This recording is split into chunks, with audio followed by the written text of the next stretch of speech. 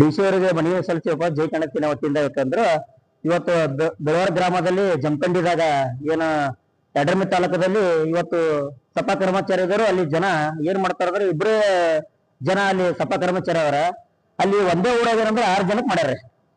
6 ಜನಕ್ಕೆ ಮಾಡಿದಾಗ ಡಿಟೇಲ್ ನಮ್ಮಲ್ಲಿ ಹೊಸವ್ರಿ ನಮ್ಮಲ್ಲಿ ಡಿಟೇಲ್. ಯಾಕಂದ್ರ 6 ಜನಕ್ಕೆ ಹೆಂಗ್ ಮಾಡಿದ್ರಿ ನೀವು ಒಬ್ಬರಿಗೆ ಇದು ಫಲಾನುಭವಿದು ಇಬ್ಬರಿಗೆ ಮಾಡ್ಬೇಕು ನೀವು. ಇಬ್ಬರು ಮಾಡಿದಾಗ ನಾವು ಹೊಸ ಪ್ರೂಫ್ ಸಾತ್ ಅವ ನಮ್ಮಲ್ಲಿ ಆಲ್ರೆಡಿ ಅವ್ರಿಗೆ ಯಡ್ರಾಮಿ ತಾಲೂಕದಾಗ ಜಮಖಂಡಿದಾಗ ಬೆಳೂರು ಗ್ರಾಮದಾಗ ಮಾಡಿದ್ದಾರೆ.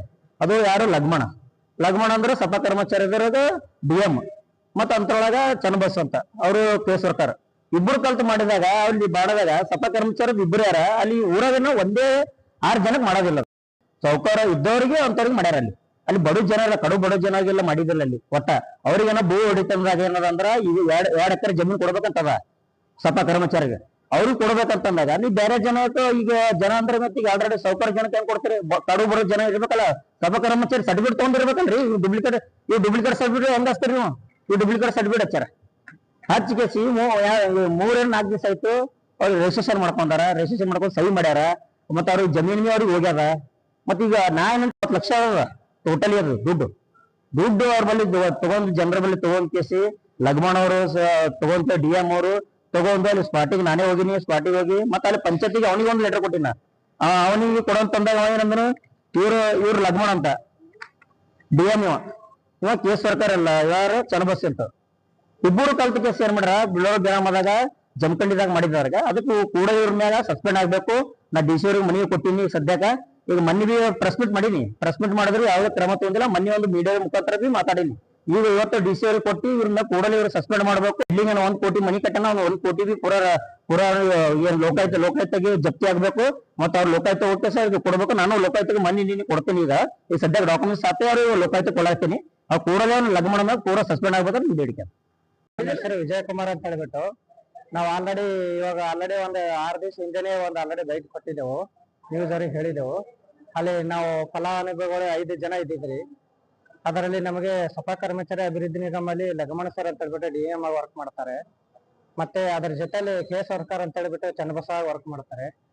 ಅವರು ನಮಗೆ ಒಂದು ಲೋನ್ಗೆ 50,000 ಅಂತ ಹೇಳ್ಬಿಟ್ಟು ಸುಮಾರು 2.5 ಲಕ್ಷ ರೂಪಾಯಿ ದುಡ್ಡು ತಗೊಂಡಿದ್ದಾರೆ. ಅದಕ್ಕಾಗಿ ಇದಕ್ಕೆ ನಾವು ಇದು ಲೋನ್ ಕೊಟ್ಟಿದ್ರಲ್ಲ ಅದ್ರ ಸಲುವಾಗಿ ಏನಾದ್ರೂ ನಾವು ಅನುಕೂಲ ಮಾಡ್ಕೊಡ್ಬೇಕು. ಇಲ್ಲ ಅಂದ್ರೆ ಇದೇ ತರ ಮಾಡಿದ್ರೆ ನೆಕ್ಸ್ಟ್ ಮುಂದೆ ಬರೋ ದಿನದಲ್ಲಿ ಉಗ್ರವಾಗಿ ಹೋರಾಟ ಮಾಡ್ತೇವೆ ಅಂತ ಹೇಳಕ್ ಇಷ್ಟಪಡ್ತೀನಿ.